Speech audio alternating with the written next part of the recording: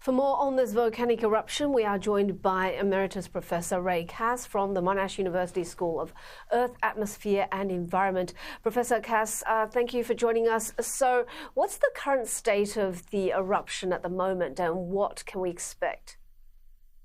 So this eruption phase commenced at the end of last year and has been happening intermittently since.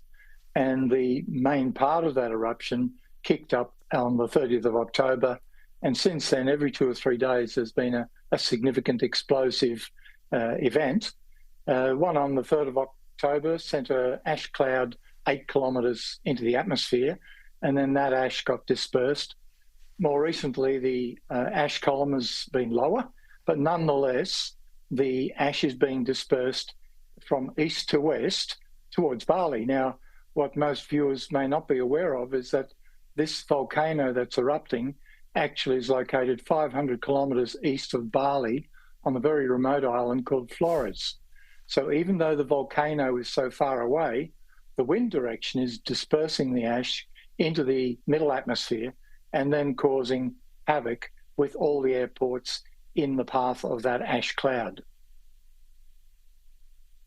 So when will this cloud clear? What does it mean for travellers? That's very difficult to predict, unfortunately. With this type of volcano, which is known as a stratovolcano, which has a summit lava dome in its crater, as I've mentioned, the eruptive style is intermittent eruptions and explosions every few days, sometimes continuing phases of activity.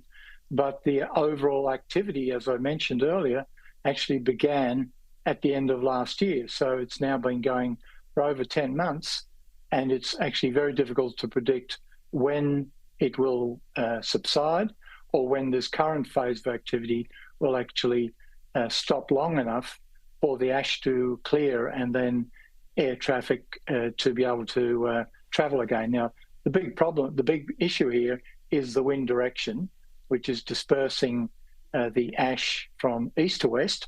And even if the eruption continued, but the wind direction changed, then the airports in Bali could reopen again for air traffic.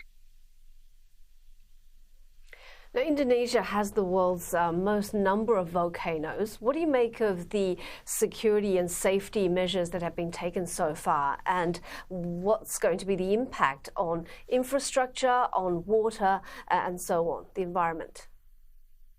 Yeah, so Indonesia has over 120 active volcanoes. I checked this morning, and currently, in addition to Lewotobi, there are 6 other volcanoes that are currently erupting. So this puts enormous pressure on the Indonesian Volcanological Survey to monitor them, to predict the eruptions and the eruption styles, and then, of course, on all the local governments to come to enact evacuation strategies if and when an eruption occurs. And Lewotobi is on the very remote island of Flores. It's a very vegetated island. It has very limited infrastructure, not a particularly good road network, and the population is dispersed through many, many villages, small villages that are perched on the slopes, in this case, of this particular volcano. So being able to reach all those villages, being able to evacuate the 16,000 people, I think that's been mentioned, and get them out of the exclusion zone, which has now been increased from 7 to 9 kilometres, is a huge effort in such a terrain. Yes, you're right. Ash falling on water resources and reservoirs is a big problem for contaminating the water. And in addition, the ashfall has damaged villages, caused perhaps up to 25 deaths so far and tens of injuries. So it's a big ongoing problem actually on the island of Flores for the local authorities to manage and to try and maximise the evacuation procedures. Thanks so much for that. Nice speaking to you. That's Professor Ray Cass from Monash University.